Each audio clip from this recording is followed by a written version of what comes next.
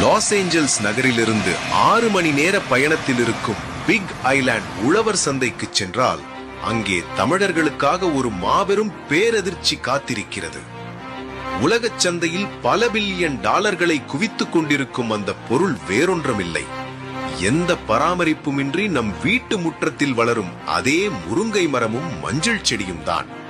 சாதாரணமாக நினைத்து விடாதீர்கள் தமிழர்களே. உலகளாவிய முருங்கை சந்தையின் மதிப்பு வரும் 2033ஆம் ஆண்டிற்குள் 24 பில்லியன் டாலர்களை, அதாவது சுமார் 2 லட்சம் கோடி ரூபாயை எட்டப் போகிறது.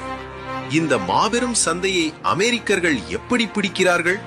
அவர்கள் முருங்கையை வெறும் இலையாகவோ கச்சா பொருளாகவோ அடிமாட்டு விலைக்கு விற்கவில்லை.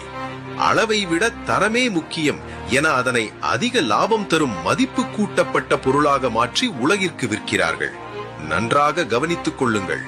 அமெரிக்காவில் உள்ள குலி என்ற ஒரே ஒரு நிறுவனம் நம் முருங்கையை எனர்ஜி பார்களாகவும் பானங்களாகவும் மாற்றி ஆண்டுக்கு 112 பில்லியன் டாலர்கள், அதாவது சுமார் 1000 கோடி ரூபாய் வருமானம் ஈட்டுகிறது.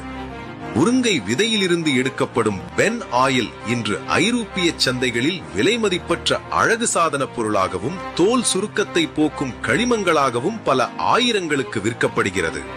அது மட்டுமா, முருங்கை இன்று மனிதர்களுக்கு மாத்திரைகளாகவும் கால்நடைகளுக்கு பால் உற்பத்தியை பெருக்கும் மிகச்சிறந்த தீவனமாகவும் மாசடைந்த நீரை சுத்திகரிக்கும் கருவியாகவும், ஏன் எதிர்காலத்தின் பயோடீசலாகவும் உருவெடுத்து உலகையே ஆண்டு கொண்டிருக்கிறது. இந்த முருங்கையும் மஞ்சளும் ஹவாய்க்கு எப்படி சென்றன?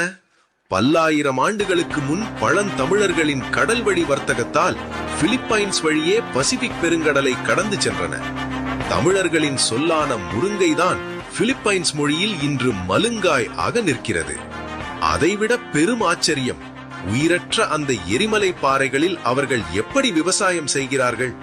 செயற்கை உரங்களை அவர்கள் தொடுவதில்லை. மீன் கழிவு வடிநீர், கடற்பாசி மற்றும் பயோகார் போன்ற இயற்கை உரங்களை இடுகிறார்கள். இது வேறொன்றுமில்லை, நமது முப்பாட்டன் நம்மாழ்வார் கற்றுக் கொடுத்த அதே பஞ்சகவ்யா, மீன் அமிலம், ஜீவாமிர்தம், மூடாக்கு தத்துவங்கள் தான்.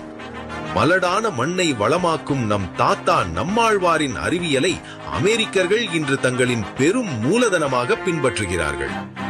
ஆனால் முருங்கைக்கே தாயகமான நம் தமிழ்நாட்டின் நிலை என்ன?